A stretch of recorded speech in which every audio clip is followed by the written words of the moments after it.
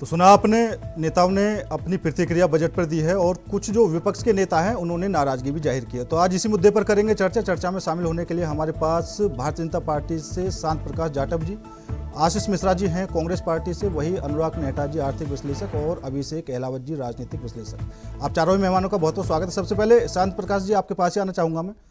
आज बजट दिया गया, लेकिन बजट को लेकर भारतीय जनता पार्टी में खुशी है और पूरे देश को भी उम्मीद थी कि बजट में कुछ ना कुछ खास होगा।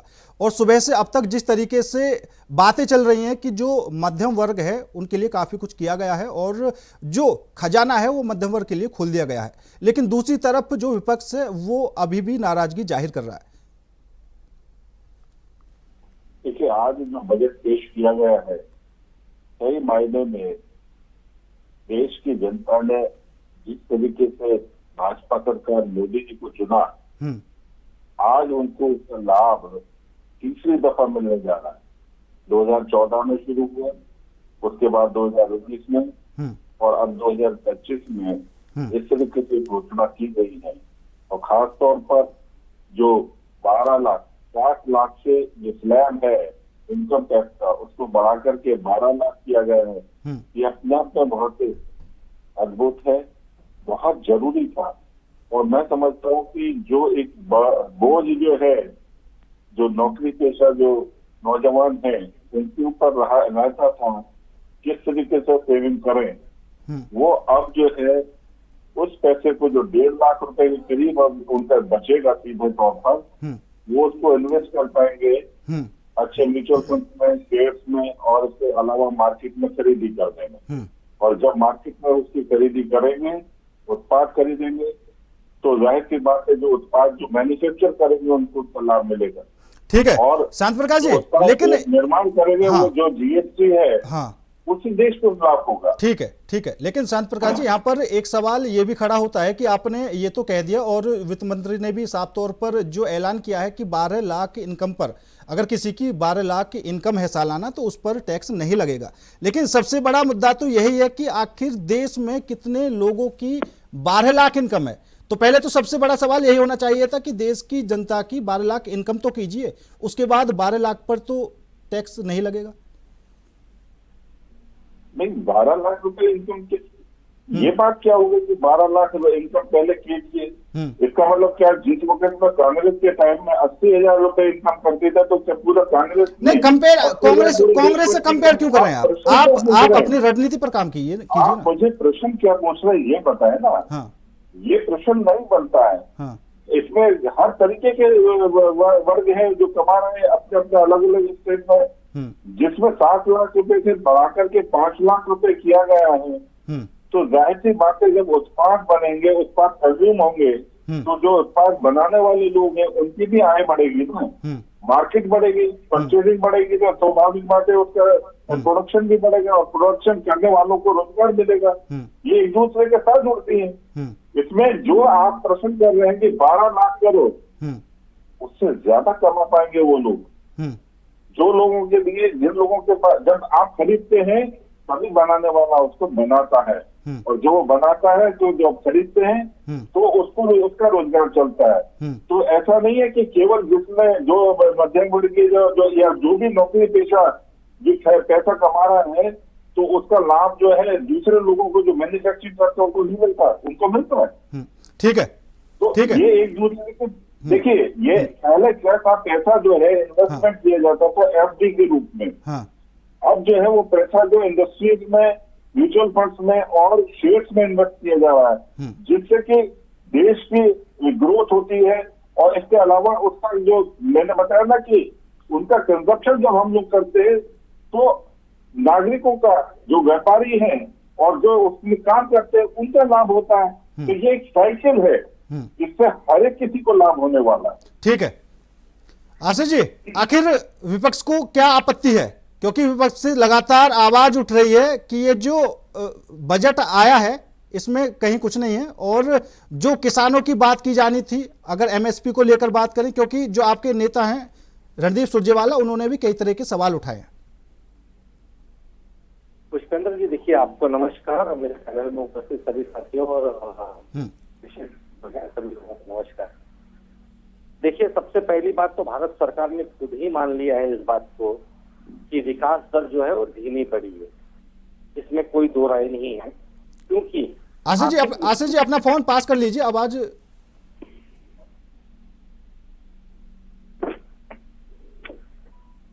अभी मेरी आवाज आ रही है आपको? हाँ, फोन कान पे लगा लीजिए आप। अभी आवाज आ रही है बराबर? हाँ, आवाज आ रही है, बोलिए। ओके, देखिए, भारत सरकार ने खुद ही ये बात मान लिया है, क्योंकि उनका ये कहना है कि ये जो बजट है और जो आने वाला विकास दर है वो बहुत धीमी गति से चलने वाला है। नोटबंदी, जीएसटी के बाद जिस तरह के एमएसई और एमएसएमई सेक्टर को धक्का पहुंचाने का काम हुआ, भारत सरकार के पास कोई भी उपाय योजना उसको उबारने के लिए नहीं निकली है। किसान जो इतने वर्षों से लगातार अपनी एमएसएमई की मांग कर रहे थे, उसके लिए भी भारत सरकार के पास कोई योजना नहीं मिली। जबकि पूरी विकास दर यदि बढ़ानी होती है तो शिक्षा, स्वास्थ्य और रोजगार मूल्य विषय होता है। भारत सरकार के पास इसके लिए कोई योजना नहीं है। जैसे कि अगर आप माने तो मैं आपको कुछ चीजें बता देना चाहता हूँ, बड़ी आसानी से आप समझ सकते हैं उस पर, कि रूरल डेवलपमेंट का जो पहले का बजट हुआ करता था वो था 2,65,808 करोड़ का। सरकार ने उसको घटा के कह दिया 1,90,075 करोड़। अब वहीं उसी जगह पे ग्रामीण शहरी विकास दर का था जो 82,577 करोड़ का था, उसे घटाकर उन्होंने कर दिया 63,670 करोड़। नॉर्थ ईस्ट का जो बजट 5,900 करोड़ का हुआ करता था उसे उन्होंने घटा के कर दिया 4,006 करोड़। और उसी जगह पे आप यदि देखते जाएं तो भारत सरकार ने कोई भी स्वास्थ्य, शिक्षा, इन सब जगहों पे कोई योजना लाने का उन्होंने काम नहीं किया है। और देश के जो अन्नदाता हैं उनको भी उभारने का उन्होंने काम नहीं किया है। जबकि 2047 नहीं, ऐलान किए हैं, स्वास्थ्य को लेकर भी काफी ऐलान किए गए अब की बार। घटा के ना, बस घटा के कोई योगदान नहीं होता है, घटा के नुकसान होता है। अब सुनिए, शिक्षा क्षेत्र में 1,35,638 करोड़ रुपए का पहले बजट हुआ करता था। अभी इन्होंने क्या किया, 1,14,154 करोड़ का। घटाने से आप उसको योगदान मानते हैं? सोशल वेलफेयर का इनका क्या था, 56,501 करोड़ का। इन्होंने घटा के क्या किया, 46,400 करोड़ का। इनको वास्तव में ये नहीं समझ में आ रहा है कि एग्जैक्टली देश के लिए करना क्या है। देखिए, मैं सबसे पहली बात, मैं सरकार के ऊपर कटाक्ष भले करूं विपक्ष का नेता होने के नाते, लेकिन विकसित भारत का जो सपना देखा गया है, हमारा भी ख्वाब है, देश विकसित होना चाहिए। लेकिन कुछ व्यापारियों, कुछ मित्रों को विकसित करके देश के सामान्य नागरिकों को विकसित बनाने की ख्वाब देखना या कह देना, ये मुझे नहीं लगता कि उचित है। ठीक है, ये मेरे साथ में जो उपस्थित आपके मैं आऊंगा आपके पास, विश्लेषक लोग जो हैं वो खुद ही आपको बता देंगे ये बात। ठीक है। अनुराग जी, आप किस तरह देखते हैं इस बजट को? ये जो मध्यम वर्ग की जो बातें चल रही हैं कि काफी ज्यादा फायदा हुआ है और जो पिटारा है वो मध्यम वर्ग के लिए खोल दिया गया है, तो किस हद तक ये मिडिल क्लास को फायदा मिलता हुआ दिखाई दे रहा है? देखिए, ये इसमें कोई दो राय नहीं है कि मिडिल क्लास को जो है वो रिलीफ दिया गया है इस बजट में। तो अगर मैं आपको 2 या 3 मुख्य ऐसे पॉइंट बताऊंगा। पहला है कि टैक्स रिलीफ। तो टैक्स रिलीफ जो है वो अब जो नई स्लैब है वो पहले 7 लाख की इनकम तक के लोगों के लिए पे कोई टैक्स नहीं लगता था, जो अब 12 लाख रुपए की भी इनकम वाले पे कोई टैक्स नहीं लगेगा। तो ये 5 लाख रुपए सीधा बढ़ा दिया गया है। अब 12 लाख तक की इनकम के लिए, इनकम वाले आदमी के लिए कोई टैक्स नहीं है। ठीक है। अब अगर स्लैब में, दूसरी चीज है कि स्लैब में बदलाव किया गया, जो 12 लाख के ऊपर कमाते हैं उनके लिए भी। तो 4 लाख तक की इनकम पे कोई टैक्स नहीं होगा। 4 से 8 लाख की इनकम पे 5%, 8 से 12 लाख रुपए की इनकम पे 10%, 12 से 16 लाख रुपए की इनकम पे 15%, 16 से 20 लाख रुपए की इनकम पे 20%, 20 से 24 लाख रुपए की इनकम पे 25% और 24 लाख के ऊपर जो इनकम होगी उस पे 30%। पहले जो था वो 15 लाख की जो इनकम थी उसके ऊपर ही 30% टैक्स शुरू हो जाता था।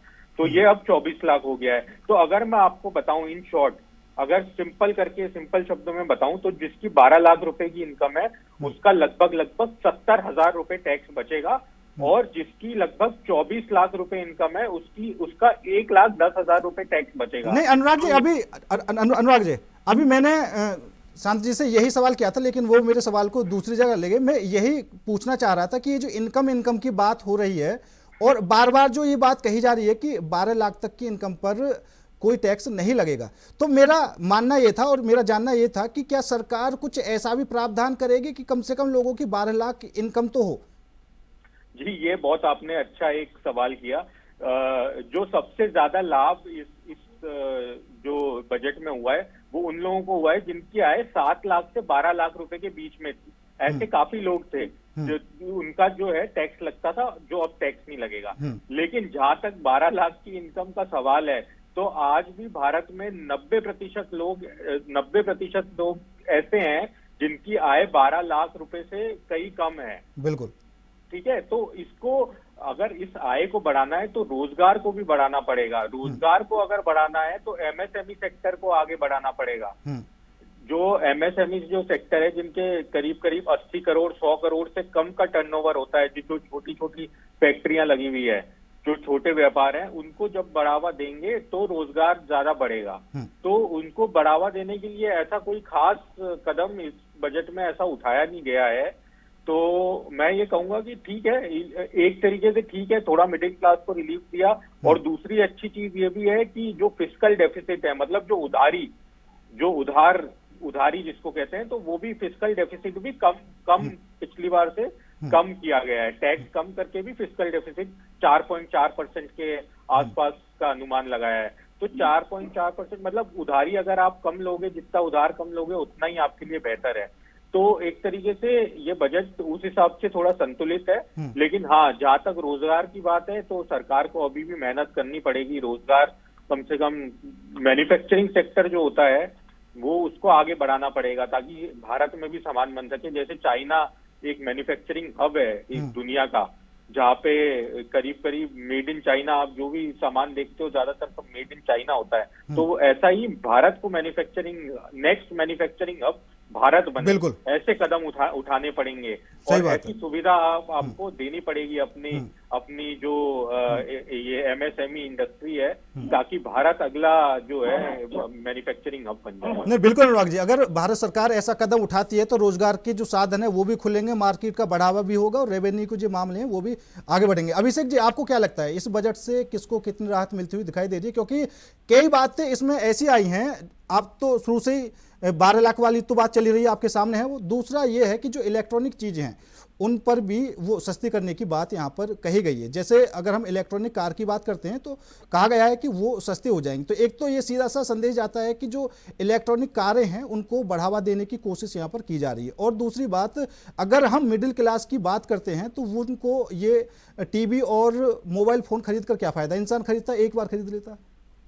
देखिए, मैं सभी पैनल को पहले तो प्रणाम करना चाहूंगा और बड़ा अच्छा एनालिसिस किया था। परंतु जो चीजें मैंने परसीव करी इस बजट से, वो सबसे पहली चीज मुझे ये नजर आई कि एक बहुत ही बैलेंस्ड एक बजट बनाया गया है। बहुत लंबे समय के बाद इतने अच्छे बजट का मैंने एक्सपेक्टेशन छोड़ दी थी। 140 करोड़ भारतीयों को ध्यान में रख के बजट बनाया गया। अच्छा, ये पूछा गया कि इलेक्ट्रॉनिक प्रोडक्ट्स जो छूट दी गई है या ईवी पे जो छूट दी गई है, और साथ में मैं जोड़ना चाहूंगा जो कपड़ों पे जो छूट दी गई कॉटन के बनने वाले, इनका बहुत दूरगामी परिणाम न केवल ये भारत में रोजगार जनरेट करेंगे, ये हमें सामरिक रूप से भी, स्ट्रेटेजिक रूप से भी स्ट्रॉन्ग बनाएंगे। बांग्लादेश इस समय हमारे देश में भी सस्ता कपड़ा बेचकर हमारे ही पैसे से रईस हुआ जा रहा था। आज जब सरकार ने कपड़े पे टैक्स घटाया, मेड इन इंडिया, आप एक चीज का ध्यान करिए, ये जो टैक्स रिडक्शन हुआ है, ये ईवी, कपड़ा और ये जो इलेक्ट्रॉनिक्स है, ये बेसिकली मेड इन इंडिया होने चाहिए। तो बेसिकली बांग्लादेश को हमने नल एंड वॉइड कर देंगे हम अगले 1-2 साल के अंदर। उनके हाथ में कटोरा आ जाएगा जब इंडिया का जो प्रोड्यूसर है कपड़ा बनाने वाला, वो कम टैक्स में अपना कपड़ा बेच पाएगा। सेकेंड, हमने जब मैन्युफैक्चरिंग को हम बढ़ावा दे रहे हैं तो हमारे देश में रोजगार मिलेगा। अच्छा, ये 2 चीजें मेरे को बहुत पसंद आई। तीसरी चीज जो मुझे बहुत पसंद आई, शायद किसी ने उस पर ध्यान ना दिया हो, किसानों के लिए बहुत बड़ा फैसला है। हिंदुस्तान दुनिया का सबसे बड़ा पल्स इंपोर्टर है। अगर आप गूगल करके सर्च करिए, हम पल्स के सबसे बड़े इंपोर्टर हैं। क्यों है? जब इतनी फर्टाइल लैंड हमारे यहाँ है, कारण ये रहा क्योंकि किसान को कभी भी पल्स का प्रोडक्शन करने के लिए कोई फाइनेंशियल बेनिफिट देने की सरकार ने कोशिश नहीं की। इस बार पहली बार ऐसा हुआ जब सरकार ने कहा है कि हम 4 साल तक किसान से एमएसपी पे पल्सेस खरीदेंगे, उससे किसान को प्रोत्साहन मिलेगा पल्सेस उगाने का। हमारी पल्सेस की जो दूसरे देशों पर निर्भरता है वो कम होगी। जैसे कि कनाडा से भी हमारे यहाँ पल्सेस आती है, यूक्रेन से भी आती है। वो दोनों ही एरियाज हमारे लिए फेवरेबल नहीं है। बहुत अच्छा कदम मुझे लगा। देखिए, एक और चीज मैं जो इसमें जोड़ना चाहता हूँ, टैक्स रिडक्शन पे हम लोग बात कर रहे हैं। टैक्स रिडक्शन से केवल इंडिया को फायदा नहीं है, इससे पूरी दुनिया को फायदा होगा। जब इंडिया की जो मिडिल क्लास है वो परचेजिंग पावर बढ़ाएगी, पूरी दुनिया भागी भागी आएगी और वो चाहेंगे कि हम अपने बेहतर से बेहतर सामान को इंडियंस को बेचें। और इतना अच्छा फैसला इन्होंने लिया। I appreciate the government for this. नहीं, बिल्कुल अभिषेक जी, अभी आपने जो बात कही कि पूरी दुनिया भागी भागी आएगी और अपना जो सामान है वो उनको बेचा जाएगा, तो यहाँ पर 1991 की बात याद आ जाती है, जब उस समय डॉक्टर मनमोहन सिंह, खैर आज हमारे बीच नहीं है, उस समय वित्त मंत्री थे और पीवी नरसिम्हा राव प्रधानमंत्री थे। तो उन दोनों ने मिलकर एक फैसला लिया था कि अब की बार जो बजट है वो कुछ अलग करके देना है, और उस बजट से देश की दिशा और दशा दोनों बदल गई। उन्होंने लाइसेंसी राइट जैसे जो मामले हैं वो खत्म कर दिए और जो सीमा शुल्क था वो घटाकर कम कर दिया, जिससे जो विदेशी लोग थे उनका भारत में आना शुरू हो गया, जिससे भारत की और जो विकास की जो रफ्तार थी और वो ज़्यादा बढ़ने लगी। खैर आशीष जी, आप कुछ कहना चाहते हैं? देखिए, सबसे पहले तो मैं हमारे अनुराग भाई ने जो कहा मैं उसका समर्थन करता हूं, लेकिन अभिषेक भाई, ठीक है, सबकी अपनी व्यक्तिगत राय हो सकती है। इन्होंने किसानों के बारे में कहा, तो ये मुझे समझ में नहीं आया कि किसानों के लिए सरकार ने किया क्या। किसानों के लिए किसान अपनी जो मांग रहे हैं एमएसपी का, उन्होंने दिया? उसको नहीं दिया। आज हम भूखमरी में किस पायदान पे हैं, आज हम गरीबी में किस पायदान पे हैं, आज हम बेरोजगारी में किस पायदान पे हैं। वास्तव में सरकार खुद नहीं मान रही है। 2047 का जो हमको सपना दिखाया जा रहा है विकसित भारत का, वास्तव में उसको पकड़ने के लिए हमको 9 से तकरीबन 10% तक की जीडीपी का दर चाहिए। जबकि हालत क्या है आज आर्थिक विश्लेषक हमारे अभिषेक भाई, अनुराग भाई और हमारे जाटो भाई भी इस बात को मानेंगे कि हमको ये अनुमान लगाना फिलहाल मुश्किल है कि आने वाले समय में हम 6% की दर पकड़ पाएंगे या नहीं पकड़ पाएंगे। आज ये है, आप ये तो कह रहे हैं कि 12 लाख का हमने कैप दिया, ठीक है, 12 लाख का आपने कैप दिया, लेकिन आप ये तो समझिए देश में 12 लाख लोग कमाने वाले हैं कितने।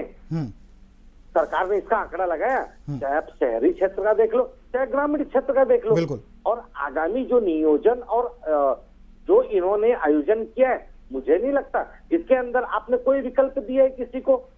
एआई का और कृत्रिम उद्योगों का जो जमाना आ रहा है, इससे आने वाले दिनों में लोगों के रोजगार का जाने का खतरा अधिक है। आप ये तो समझिए, जो रोजगार वाले लोग हैं उनके भी रोजगार संकट में है। बिल्कुल, क्योंकि अमेरिका और चीन के कंपनियों के अंदर कंपटीशन चालू है, जिसको अमेरिका को बीट करके चाइना आगे जा रहा है। तो ये तथ्य क्या है, हमारे पास उसका विकल्प क्या है? मैं देखिए, विकसित भारत को बनाने के लिए पूर्ण रूप से कांग्रेस पार्टी भारत सरकार के साथ में है, और ये हम चाहते हैं कि विकसित भारत हो, हमारे लोग समृद्ध हो। अब यहीं पे देखिए, जिस प्रकार से इन्होंने आईआईटी की बात, आईआईटी में क्या हुआ था, 62,000 पहले अपने स्टूडेंट्स हुआ करते थे। अब सरकार ने बताया लगभग वो 1,35,000 के करीब है, जबकि सच्चाई ये है कि 40% अध्यापक ही नहीं है वहां पे। बच्चे पढ़ेंगे कहाँ पे? आईआईटी की जो गुणवत्ता है उसे कमजोर करने का काम दिया जा रहा है। एक समय था आईआईटी के छात्र जो हैं वो विश्व में विख्यात थे, उनकी मांग हुआ करती थी। ये सच्चाई है हमारे देश की। वो चाहे भारतीय जनता पार्टी के लोग हों चाहे हमारे लोग हों, है तो भारतीय है ना। ठीक है आशीष जी। हमारे भारत की प्रतिमा वो थी, लेकिन ठीक आज है। क्या हुई है, आज हमारे यहाँ के पढ़े लिखे लोग बेरोजगार घूम रहे हैं। ठीक है आशीष जी, ठीक है। शांत आज प्रकाश जी, व्यापक है ही नहीं है, अगर तो हम इस बजट की और बात ये करें देखिए, तो ये कुछ भारत सरकार कुछ के प्रतिक्रियाएं आपको ऐसी भी आ रही हैं कि वो ना इस बजट को बिहार में जो विधानसभा चुनाव आने वाले हैं, मैं आशीष जी आपके पास आऊंगा, जो बिहार में विधानसभा चुनाव आने वाले हैं। पुष्पेंद्र जी 10 सेकंड, ठीक ठीक आशीष जी 10 सेकंड। कीजिए। क्या हुआ, ये 9 वर्ष पहले हम्म, जो आदरणीय मोदी जी ने भाषण दिया था, जो उन्होंने बयान अपना किया था, 9 साल के बाद उन्होंने वो पैसे जो देने के काम थे, जो योजनाओं के काम थे, उन्होंने वहां पे दिया। लेकिन सरकार खुद ये कह रही है कई आवंटित योजनाओं के पैसे 60% तक खर्चे नहीं हुए हैं। ये सरकार का कहना है, हमारा नहीं है। तो आवंटित कर देना देखिए अलग विषय है, लेकिन वो खर्च इंप्लीमेंट कहां तक होता है, बिल्कुल ये भी तो ठीक है। देखिए। शांत प्रकाश जी, अब ना इस बजट को लोग बिहार चुनाव से भी लेकर जोड़ रहे हैं।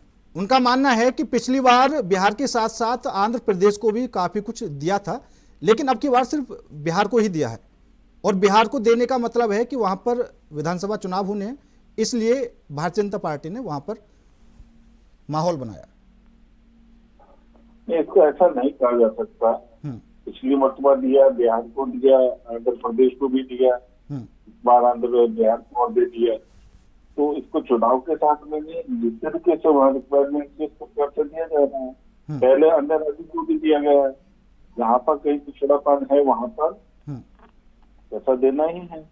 तो इसको इस तरीके से जोड़ना ठीक नहीं है। मगर जिस तरीके से अभी हमारी चर्चा चल रही है सभी कैबिनेट के साथ में, सब लोगों ने अपने अपने पक्ष दिया, इसमें सारी बातों को अगर जोड़ करके देखें तो एक बात स्पष्ट निकल करके आती है कि आपकी खपत बढ़ेगी, तो खपत बढ़ाने के लिए आपकी मैन्युफैक्चरिंग भी बढ़ेगी, और जब मैन्युफैक्चरिंग बढ़ेगी तो जाहिर सी बात है कि लोगों को रोजगार मिलेगा, और जब रोजगार मिलेगा तो देश की प्रगति में सब लोगों का योगदान भी रहेगा। अब यहाँ पर आशीष जी ने कहा कि 12 लाख रुपए लोगों की सैलरी नहीं, मैं समझता हूँ कि सरकारी विभागों को अगर आप देखें, जो लोग अध्यापक भी हैं, डॉक्टर्स हैं, इंजीनियर्स हैं, सबकी सैलरी 1.5 लाख, 2 लाख, 3 लाख इस तरीके से है।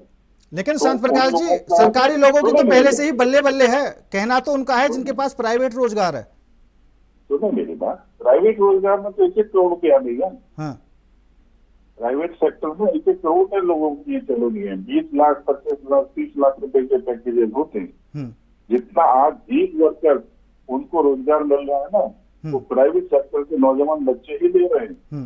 आज हमने गीग वर्कर के लिए विशेष बनाई ना व्यवस्था, वो किस लिए बनाई? क्योंकि वो बच्चे जो जोमेटो, स्विगी वगैरह इस प्रकार के, उनको भी रोजगार मिला ना। वो बच्चे जो बाहर प्राइवेट सेक्टर में काम करते हैं तो खाने के लिए इन लोगों के ऊपर आश्रित है, या इन लोगों नहीं शांत प्रकाश जी, मेरा सीधा सा सवाल ये है, ठीक है आपकी जो बातें हैं वो अच्छी हैं और जो बजट आया है वो भी अच्छा है, क्योंकि अभिषेक जी ने कहा कि इतने अच्छे बजट की उम्मीद भी नहीं थी जितना आपकी बार आया है। मेरा मानना यह है कि आपकी तरफ से चलो कोई गलती नहीं है, लेकिन एक नियम ये जो प्राइवेट कंपनियां हैं इनके लिए भी शायद बना दिया जाए, क्योंकि जो सैलरी में कटौती की जाती है, ठीक है, अगर किसी की सैलरी होनी चाहिए 30,000, उनको आप 15,000 में रखे हुए हैं, तो एक नियम ऐसा बना दीजिए कि जो 20-25 हजार से नीचे किसी की सैलरी ना हो।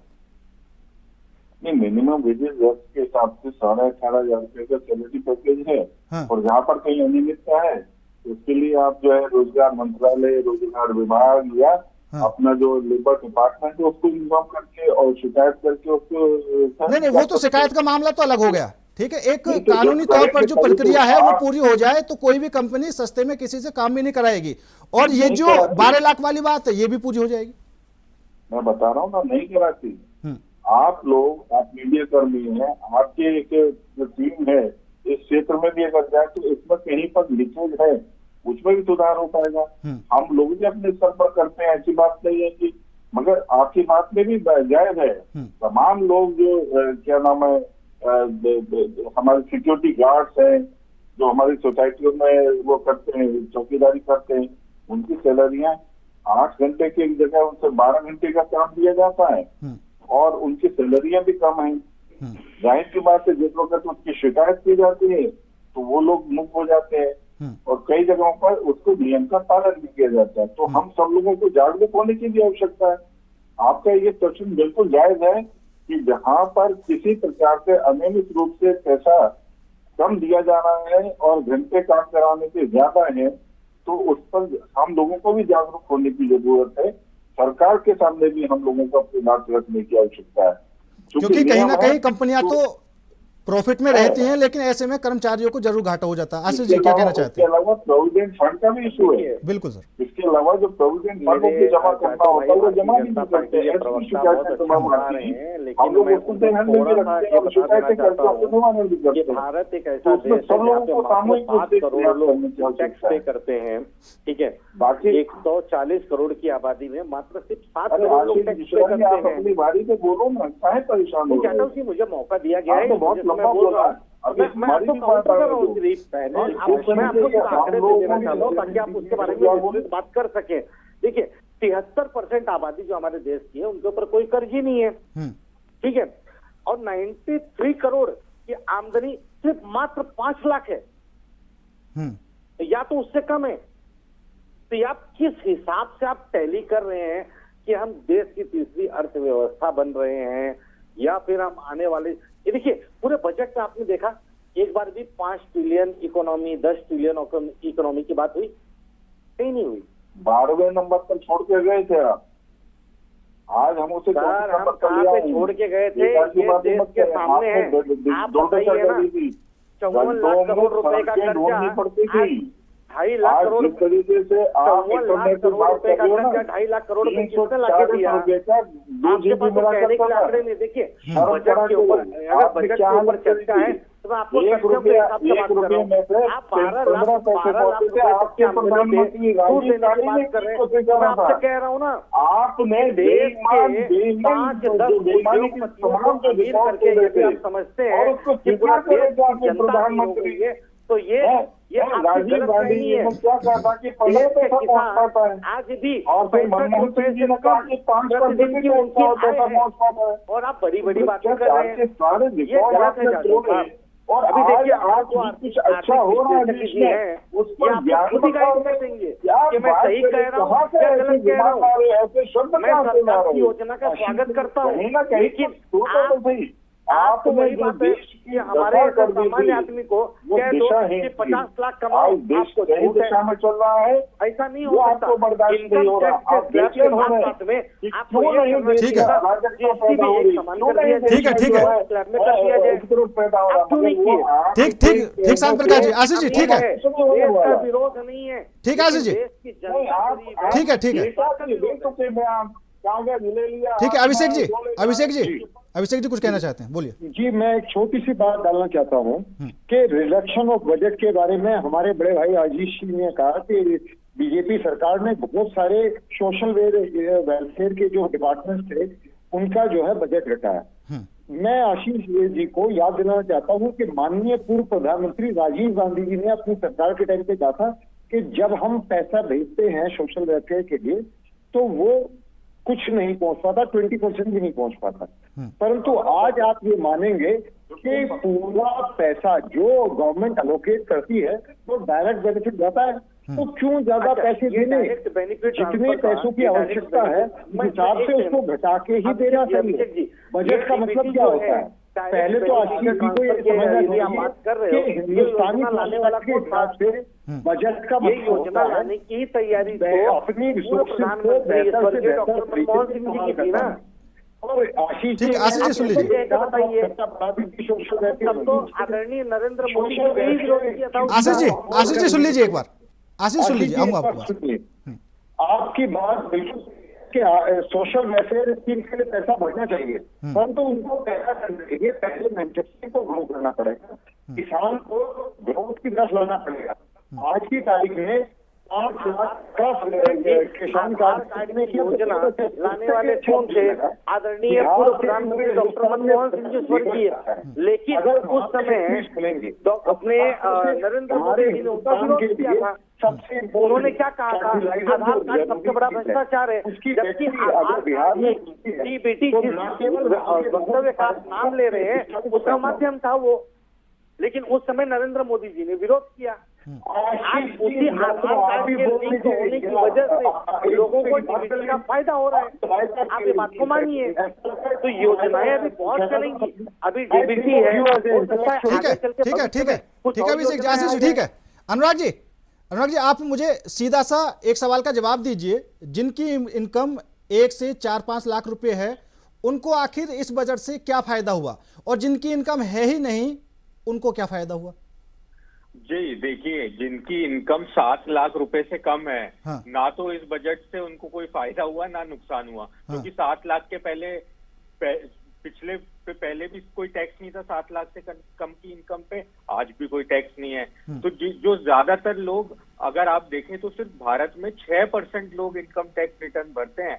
मतलब सिर्फ 6% लोग ही, 6% से भी कम लोग भारत में टैक्स देते थे पहली पुरानी टैक्स रेजिम में भी, मतलब पिछले साल तक भी। तो ये अगर आप देखो तो 94% भारत तो वैसे भी 7 लाख रुपए से कम कमाता ही था पहले भी। तो वो तो पहले भी कोई टैक्स देने की क्षमता उसकी नहीं थी।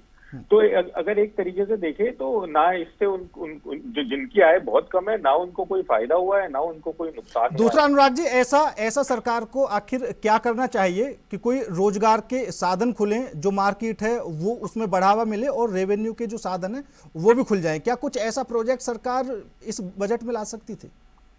बिल्कुल ला सकती थी, लेकिन ये सरकार कहीं ना कहीं इस मामले में चूक भी गई। रोजगार को बढ़ाने के लिए मैन्युफैक्चरिंग सेक्टर को जो है बढ़ावा देने की जरूरत थी, छोटी इंडस्ट्री को बढ़ावा देने की जरूरत थी।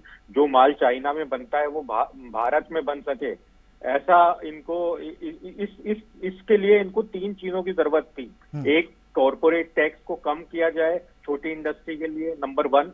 नंबर 2 ये था कि जो कंप्लायंस जो है, मतलब इतने सारे जो जीएसटी ये वो रिटर्न के चक्कर, इतने सारे कंप्लायंस में फंसा रखा है जो छोटी कंपनी को, वो कंप्लायंस का बर्डन कम कर दे ताकि बिजनेस करना आसान हो, ईज ऑफ डूइंग बिजनेस जिसको कहते हैं, नंबर 2। और नंबर 3 जो है इंफ्रास्ट्रक्चर, शानदार इंफ्रास्ट्रक्चर कम कॉस्ट पे दिया जाए, जैसे कि रोड अच्छी हो ताकि सामान बन के जा सके, रॉ मटेरियल आ सके, सामान बन के जा सके। तो इंफ्रास्ट्रक्चर अच्छा होना चाहिए, पानी मिले, बिजली मिले 24 घंटे इंडस्ट्री को, फैक्ट्री को, ठीक है। तो ये 3 अगर चीजें ये लोग करते तो इंडस्ट्री को जो है वो फायदा होता और रोजगार बढ़ता तो कम से कम जो 12 लाख तक जो कह रहे हैं कि टैक्स नहीं लगे, तो 12 लाख तक की आय तो आदमी की हो पाती। 12 लाख नहीं तो 6 लाख, 7 लाख, 8 लाख आदमी कमा तो पाता। आज तो आधे से ज्यादा आदमी तो भारत का पढ़ा लिखा आदमी बेरोजगार बैठा हुआ है। डिग्री तो है लेकिन नौकरी नहीं है, कोई काम ही नहीं है करने के लिए, क्योंकि कोई यहाँ पे तो कोई फैक्ट्री ही नहीं है, कोई यहाँ पे सामान बनता ही नहीं है, सब तो चाइना में बनता है। ठीक है अभिषेक जी, एक तो अभी आप जो कहना चाहते हैं वो कहना, और दूसरा मैं ये जानना चाहता हूँ क्योंकि अब देश को डिजिटल इंडिया तो बना दिया है और आज के टाइम में शायद ही कोई ऐसा इंसान होगा जिसके हाथ में फ़ोन ना हो और जिसके पास फ्री डेटा ना हो, ठीक है। नेट की सुविधा भी उपलब्ध है और भारत में अब 5G का ज़माना भी आ गया है। तो क्या कुछ ऐसा प्रोजेक्ट आ सकता था कि जो लोग फ़ोन से अगर कुछ रोजगार करना चाहें, कुछ ऑनलाइन बिजनेस करना चाहें, ऑनलाइन काम करना चाहें, उनके लिए भी यहाँ पर फायदा हो? मैं आपसे पूछना चाहता हूँ कि क्या नहीं किया गवर्नमेंट ने इस बजट में? आप ये देखिए, जो छोटा आदमी यूपीआई के थ्रू रोजगार करता था, आप ये समझिए एक सब्जी वाला, उसको 30,000 रुपीज का हर मंथ में क्रेडिट देने की सरकार ने प्रावधान रखा है। ये क्या जनता के लिए इन्वेस्टमेंट नहीं है सरकार का? ये बेसिकली है। और दूसरी बात जो अनुराग बड़े भाई हमारे कह रहे थे, हिंदुस्तान में 6 से 7% लोग ही इनकम टैक्स फाइल करते हैं, दूसरी बात है। और मैं बताना चाहता हूँ कि 2 से 2.5% ही टैक्सेबल इनकम है और बहुत बड़ा बिल चाहिए सरकार को 12 लाख तक के लोगों का टैक्स फ्री करना। मतलब 1 लाख रुपए महीने की आमदनी जिसकी है वो टैक्स फ्री हो जाएगी। उससे देश में जो पुष्पेंद्र जी बेनिफिट से होगा पूछिए उसके ना, एक बार 12 लाख कमाने वाले का देश में आंकड़ा कितना है? जो ये मानता हूँ कि पर्सनल इनकम टैक्स होना ही नहीं चाहिए। सेकंड थिंग, मैं ये जानना पुष्पेंद्र चाहता जी, हूँ बिल्कुल। कि जब पुष्पेंद्र लाऊंगा आशीष जी। पूरी गवर्नमेंट, लेकिन हमारे अभिषेक भाई से भी तत्काल पूछिए ना, आर्थिक विश्लेषज्ञ हैं, इनको पूछिए भारत में 12 लाख रुपए कमाने वालों का आंकड़ा कितना है? बिल्कुल सही कह रहे हैं अनुराग भाई, बिल्कुल आशीष भाई बिल्कुल सही कह रहे हैं। हमारे यहाँ 2.5% लोग अगर इनकम टैक्स भरते हैं तो आप ये लगाइए 12 लाख की आमदनी वाले लोग हमारे देश में बहुत ही म्युनिसिपल हैं। बिल्कुल सही कह रहे हैं आशीष भाई, परंतु इनको अभिषेक बढ़ाने के भाई, लिए इन लोगों को हमें और 27% आपकी हमारा सरकार जब हंगरी इंडेक्स जब में कांग्रेस पार्टी की नाम सरकार आता थी है। तो उस समय इंदिरा गांधी जी ने 127 देशों में हम 105 क्या उससे पैदा से हिंदुस्तान को हैं। फायदा हुआ? कौन सा हंगर इंडेक्स लेके बैठे हो? 30 सरकार ने लोगों को कर्ज लेने की सुविधा उपलब्ध कराई है, उनको हक देने की सुविधा उपलब्ध नहीं कराई है। मैं ये पूछता हूँ, जिस एमएसपी के बारे में इतनी संघर्ष, इतने युद्ध हो रहे हैं, उस एमएसपी के लिए सरकार ने क्या किया है? बिल्कुल सही आपने सवाल पूछा। उन्होंने कहा कि हम पल्सेस खरीदना चाहते हैं। भारत को जरूरत इस समय पल्सेस की है क्योंकि हम वो इंपोर्ट करते हैं, हमारे ऊपर दोहरी मार लगती है। हम इस समय अनाज के एक्सपोर्टर हैं। हमें इतना हमारे पास इस समय रिजर्व है कि अगर दोबारा से कोई विपत्ति आ जाए 4 साल तक बैठा के भारत सरकार पूरे हिंदुस्तान को खिला सकती है। तो हमारे देश को अनाज की जरूरत नहीं है, इसके लिए एमएसपी क्यों दे, क्यों बढ़ावा दे? हम देश हित की बात करिए, हम इकोनॉमिक्स लोग हैं, पढ़े लिखे लोग हैं। देश हित में हमें पल्सेस की जरूरत है। हमारा देश वेजिटेरियन देश है, हमें प्रोटीन की पूर्ति करने के लिए अपनी जनता को पल्सेस खिलानी पड़ती है। और आप देखिए पल्सेस की कीमत कितनी ज्यादा है, और उसका सबसे मुख्य कारण है क्योंकि हमें उसे इंपोर्ट करना पड़ रहा है। हमारे देश में पैदावार जमीन है, हमारा किसान केवल शुगर केन क्यों बोए? हम राइस एक्सपोर्ट क्यों करें? हम व्हीट एक्सपोर्ट क्यों करें? वाई डोंट वी हम अपने देश में ये जनता नहीं करती है। बिल्कुल सरकार बिल्कुल करती है। अभिषेक जी यही बात आ जाती है कि जब हमारे पास सब कुछ है और हमारा सरकार एक करती है।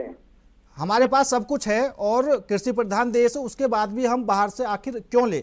ठीक है, तो किसानों के लिए आखिर सरकार क्यों वो जो एमएसपी की लगातार मांग उठ जाती है क्यों नहीं करती है?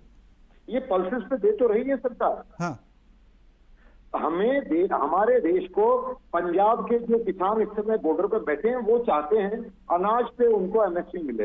हाँ। जो चीजें हिंदुस्तान के इस समय सरप्लस में, आप बताइए जो चीज सरप्लस में है उसके प्रोत्साहन के लिए हम क्या भारत सरप्लस सरकार में? क्यों पैसे दे? क्या हम अपने सरप्लस में है? किसानों को अभिषेक जी क्या पहली बात तो ये जो एक दो चीजों पर एमएसपी की जो गारंटी दी हुई है वो फसल भी हर जगह होती नहीं है। हम अपने अभिषेक भाई कैसा विश्लेषण कर रहे हैं?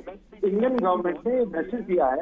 मैं खुद एक किसान अभिषेक भाई का आर्थिक विश्लेषण कमाल का है। बिल्कुल अभिषेक जी, अगर आप किसान परिवार से हैं ना तो लागत क्या है, किसानों की आय क्या है? ठीक, आज सुनिए अभिषेक जी, अगर आप खुद किसान परिवार से हैं तो एक बात तो आपको माननी पड़ेगी, ठीक है, जिन फसलों पर एमएसपी है भी ना तो आप अपने पड़ोस की अनाज मंडी में जाएंगे तो वो मिलनी भी नहीं है।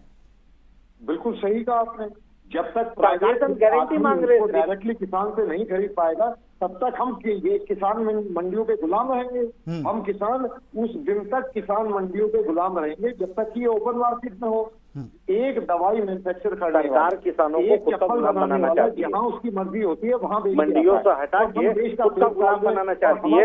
ये नहीं चाहती सरकार कि उनको एक न्यूनतम आय निर्धारित कर दिया जाए, वो मंडियों के गुलाम न रहे, वो सरकार के गुलाम बन जाए। न्यूनतम आय सरकार जो हथियार चलाना चाहे, अभी भी वो कीड़े बिछाती है, सड़कों पे गोलियां चलाती है, लाठियां बरसाती है, वाटर कैनल चलाती है। एमएसपी की मांग बहुत यही चाहिए। इकोनॉमिक्स पे बात कर रहे हैं, इकोनॉमिक टर्म्स में। देखिए मैं सीधा आपको बताता हूँ, 3 काले कानून लेके आए थे। ठीक है आशीष जी, सीधा मैं आपको बताता हूं किसानों की जो फिलहाल की हालात है, ठीक है, अगर वो धान की फसल भी करता है ना तो धान की फसल में उसकी उतनी लागत लग जाती है, अगर उसकी सही रेट पर जा भी रही है ना तो भी वो कर्जे में रहता है। तो भी वो ये हालात है किसानों की, ठीक है, लेकिन सरकार के पास शायद इस बात का आंकड़ा नहीं होगा किसानों का। बिल्कुल गलत है ये आंकड़े बिल्कुल गलत है।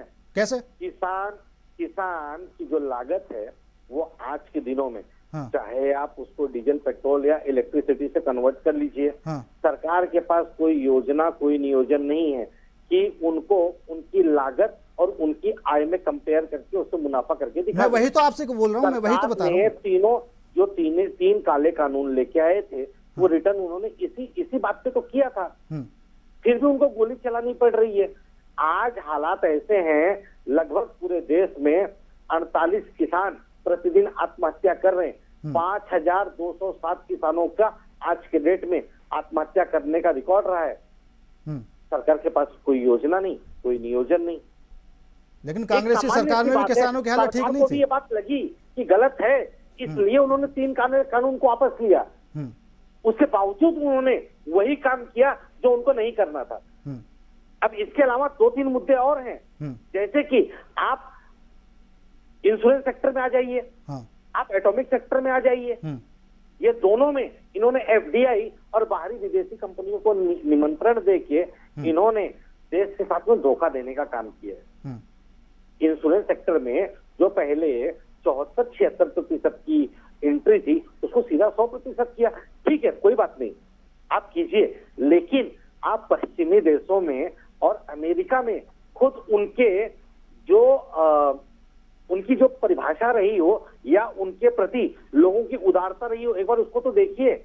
वहां पे वो सुन रहे हैं। ठीक है, आप उनको निमंत्रण दीजिए, लेकिन हमारे देश के भी जो स्थानिक इंश्योरेंस सेक्टर हैं उनको भी जिंदा रखिए। आप जो एनसीएलटी के माध्यम से कंपनियों को तबाह करने का काम कर रहे हैं, 10 लाख करोड़ की संपत्ति को 4 लाख 2 लाख करोड़ में मित्रों को देने का काम कर रहे हैं, उसको रोकने का काम कीजिए। नहीं, ये जो संपत्ति वाला सिस्टम है ना आशीष जी, ये जो संपत्ति वाला सिस्टम है कि किसानों की जमीनों को अपने मित्रों को दे दिया, तो ये तो कोई भी सरकार हो, अगर किसी भी प्रोजेक्ट में किसानों की जमीन जा रही है तो हालात यही होते हैं, वो बेचती है। ठीक है, हमारे यहाँ सुन लीजिए, उत्तर प्रदेश में मायावती की सरकार थी। सुन लीजिए आशीष जी, सुन लीजिए, उत्तर प्रदेश में 2012 में मायावती जी की सरकार थी, और उससे पहले जो ग्रेटर नोएडा में जो उन्होंने विकास किया था और जो किसानों की जमीन उसमें गई थी, उन्होंने सस्ते रेट में लेकर यही काम किया, अपनों को दे दी सबको। और आज भी किसान अपनी जमीन के बदले पैसे नहीं मिल पा रहे उनको, पूरे आज तक मुआवजा नहीं मिला पूरा उनको। राहुल गांधी जी का बहुत मजाक उड़ाया गया ना। नहीं, राहुल गांधी जी ने उस समय भूमि अधिग्रहण बिल जो पास करवाया था वो बहुत अच्छा काम किया था। नहीं, सुनिए ना, इसी के लिए कह रहा हूँ। राहुल जी का जो बहुत मजाक उड़ाया गया, आदरणीय राहुल गांधी जी ने किसानों को और भूमि पुत्रों को न्याय देने के लिए ही भूमि अधिग्रहण बिल को पास कराने का काम किया था, क्योंकि उनका ये कहना था कि जो किसान है बिना उनकी सहमति के, जो भूमि पुत्र हैं उनके बिना सहमति के और सरकार के उचित मुआवजे के, सरकार उनकी जमीन को अपने ताबे में नहीं ले सकती। लेकिन नहीं हो पा रहा है ऐसा। अब तो ये सरकार का काम है, सरकार को करना चाहिए। विपक्ष के रूप में हम मांग कर रहे हैं। आज देखिए पुष्पेंद्र भाई, आज के डेट में यदि आप देखें 3,26,400 करोड़ लोग, 3,26,400 लोग आज हमारे देश में करोड़पति हैं। करोड़पतियों की संपत्ति 10 वर्षों में 85% से अधिक के दर पे बढ़ी है। क्या 12 लाख से नीचे की आमदनी वालों की संपत्ति इसी प्रकार बढ़ी है क्या? हाँ या ना? जाटव भाई और अभिषेक भाई से मेरा ये सवाल है। ठीक है, चांद प्रकाश जी, क्या जवाब दूं? वो इनसे जवाब ही नहीं, यही बता देंगे।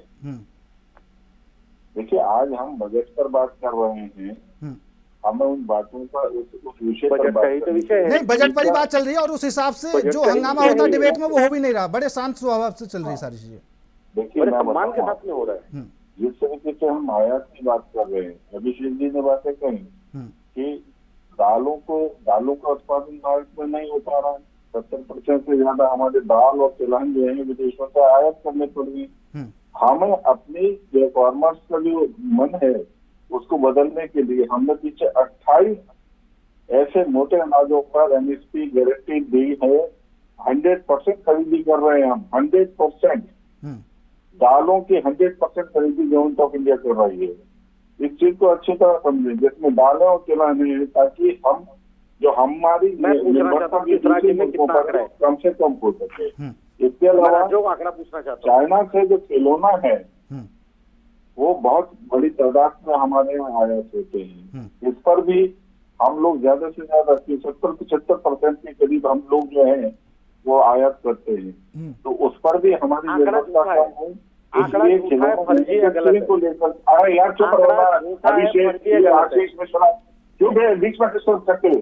जातो भाई आप तुम्हारे बारे में कोई बोल रहा आप आंकड़ा दे रहे हो, नहीं, आप प्रदेश का आप आंकड़ा दे रहे हो, आप अपने बारे में बात करें। अरे लेकिन मैं अपने बारे में बेकार के बेटे की बातें कर रहे हैं। यहाँ सबसे ढूंढनी पड़ती है तुम्हारे टाइम में, बात नहीं है तुम्हारे टाइम में राहुल गांधी और राजीव गांधी के टाइम में सबसे ढूंढनी पड़ती थी। जनता की बात कर बना रही, मैं आपसे प्रदेश आज देश में जो इंफ्रास्ट्रक्चर बना है उसके कारण से हम लोग जो है प्रगति कर रहे हैं ना। कौन सा इंफ्रास्ट्रक्चर की बात कर रहे हैं? बजट में बातें करेंगे, बजट के बारे में बेखबर। वाह भाई वाह, आपने राहुल गांधी ने आज एक शब्द नहीं कहा, केवल ये कि पुअर बजट। राहुल जी को मालूम है नहीं, जरूरत नहीं है, राहुल जी पूरी बात कहेंगे। राहुल जी का ही मैं सिपाही हूँ, मैं आपसे बात कर रहा हूँ, मैं आपसे पूछ रहा हूँ राफेल जिस प्रकार से खरीद रहे हो तुम्हारे रक्षा मंत्री क्या कर रहे हैं? नहीं बता पा रहे हो, नहीं है प्रधानमंत्री आपकी वित्त मंत्री प्रधानमंत्री जी संसद कराएंगे जब राहुल गांधी परेशान हो रहे लग जाएंगे, उत्पात मचा रहे हो। एमएसपी से बोलिए बड़ी विनम्रतापूर्वक। ठीक है आशीष जी सुन लीजिए एक बार, इंफ्रास्ट्रक्चर में बताइए। ठीक है आशीष जी एक बार सुन लीजिए, जवाब पूरा हो जाने दीजिए। आशीष जी जवाब पूरा हो जाने दीजिए, बोलिए शांत प्रकाश जी। तमाम योजनाएं जो है जवाब पूरा होने तो उनका यार नहीं से बोलूंगा क्या फायदा, ये तो ब्लड प्रेशर कीजिए। आशीष जी एक बार सुन लीजिए, मैं आपके पास आ जाऊंगा, जवाब आप दे देना इनकी बात। भूपेंद्र भाई यहाँ पे ये वाहियात शोर मचाने के लिए अच्छे इश्यूज पर डिस्कस करें। कितना कुछ हुआ है आज आज देश की प्रगति के लिए, देश के नौजवानों के लिए, देश के श्रमिकों के लिए तमाम योजनाएं जो है ना गवर्नमेंट ऑफ इंडिया ने घोषित की है, उसका सम्मान करने की आवश्यकता है। रोड इंफ्रास्ट्रक्चर पूरे देश में, दुनिया में हम जो है ना तीसरे नंबर पर आ चुके हैं, दूसरे नंबर पर आ चुके हैं। आज आने वाले समय में हम अमेरिका को भी पार करेंगे। इस प्रकार का रोड इंफ्रास्ट्रक्चर बना चुके हैं, वो चीज बर्दाश्त नहीं होती। कितना बेहतरीन तरीके से हम टेलीकम्युनिकेशन में देखो, इंटरनेट कितनी बेहतरीन। अच्छा शांत प्रकाश जी, अभी ना इस बजट में लोगों को कुछ और भी उम्मीदें थी। अगर किसानों की ही बात आ रही है तो किसानों को यह भी उम्मीद थी, और पहले से थोड़ी सी चर्चाएं भी चल रही थी कि ये जो सालाना 6,000 रुपए किसानों को दिए जाते हैं, हो सकता है कि इसको बढ़ाकर 12,000 कर दिया जाए। और दूसरी तरफ ये भी चर्चाएं चल रही थी कि अब की बार डीजल पेट्रोल पर भी कुछ ना कुछ जो राहत है वो भी मिल सकती है, लेकिन ऐसा कुछ देखने को नहीं मिला। अगर हम जनता की बात करते हैं तो जनता इन मुद्दों से जुड़ी हुई है। देखिए जिस तरीके से 20 लाख करोड़ रुपए का जीएसटी कलेक्शन हो रहा है हमारा, अच्छा कलेक्शन है, बहुत बेहतर कलेक्शन है। आने वाले समय में और अच्छे कलेक्शन होंगे और बेहतर हमारे यहाँ पे ये जिस तरीके से तमाम चीजें घोषित की गई हैं, उससे हमारी रोजगार भी बढ़ेंगे, आमदनी भी बढ़ेगी, देश का रेवेन्यू भी बढ़ेगा। उसका लाभ जिस तरीके से अभी गवर्नमेंट ने दिया आगे मिलेगा। तो हमें सरकार का सही करने की आवश्यकता है ना। और हम जो भी कुछ कर रहे हैं, हम अगर आज जीएसटी दे रहे हैं तो हम उसका लाभ भी मिल रहा है। आज हर जगह हम उस चीज को लाभ देख पा रहे हैं। ठीक है अभिषेक जी फाइनल कमेंट। सड़क पर निकलते हैं उसका लाभ हमें देखने को मिलता है। पार्टी के प्रवक्ता हमारे बड़े भाई आशीष जी ने एक बहुत अच्छी बात उठाई कि हमारे देश में आज से 10 साल पहले जब कांग्रेस की सरकार थी, उस समय उन्होंने एक बहुत बढ़िया न्यूक्लियर इलेक्ट्रिसिटी को बढ़ोतरा देने के लिए डील करी थी अमेरिका के साथ, और पिछले 10 साल में लगभग वो बैक बर्नर में रही, और उसका हमारे देश को बहुत बुरा खामियाजा उठाना पड़ा। हम आज भी अपने लिए महंगी एनर्जी बना पा रहे हैं। न्यूक्लियर एनर्जी हम एफिशिएंटली अगर बना पाते, पिछले 10 साल में उसमें अच्छा काम हुआ होता तो शायद हम बेहतर कर पाते। परंतु इस बार मेरा ये शिकायत भी दूर होगी क्योंकि गवर्नमेंट ने न्यूक्लियर पावर के लिए स्पेशल एक प्रावधान दिया है, जिसके लिए आशीष जी को भी इस सरकार को कॉन्ग्रेचुलेट करना चाहिए और कहना चाहिए कि जो काम मनमोहन सिंह जी ने शुरू किया था, आखिरकार ये सरकार उस काम को आगे बढ़ाने पे आई। ठीक है अनुराग जी, आगे के लिए क्या बदलाव देखना चाहते हैं? आगे के लिए देखिए ये जो पेंशन है, पेंशन भी मैं न्यू टैक्स रेजिम में भी पेंशन की एग्जेम्पशन चाहता हूँ, और जो मेडिकल इंश्योरेंस प्रीमियम है उसकी भी मैं जो है वो एग्जेम्पशन चाहता हूँ। ठीक है। उसके अलावा मैं रोजगार को बढ़ावा देने के लिए एमएसएमई को जो भी सपोर्ट चाहिए वो सरकार को देना चाहिए, क्योंकि मैं भारत को जो है वो न्यू मैन्युफैक्चरिंग हब बनते हुए देखना चाहता हूं और चाइना को पीछे छोड़ते हुए देखना चाहता हूं। ठीक है, इसलिए शांत प्रकाश जी, आशीष जी और अभिषेक जी और अनुराग जी, आप चारों ही मेहमानों का बहुत बहुत धन्यवाद हमारे साथ इस खास चर्चा में जुड़ने के लिए। तो आज के मुद्दे में बजट को लेकर बात हुई। फिलहाल मेरे साथ इस खास पेशकश में इतना ही। बाकी देश और दुनिया की तमाम खबरों के लिए देखते रहिए इंडिया वॉइस।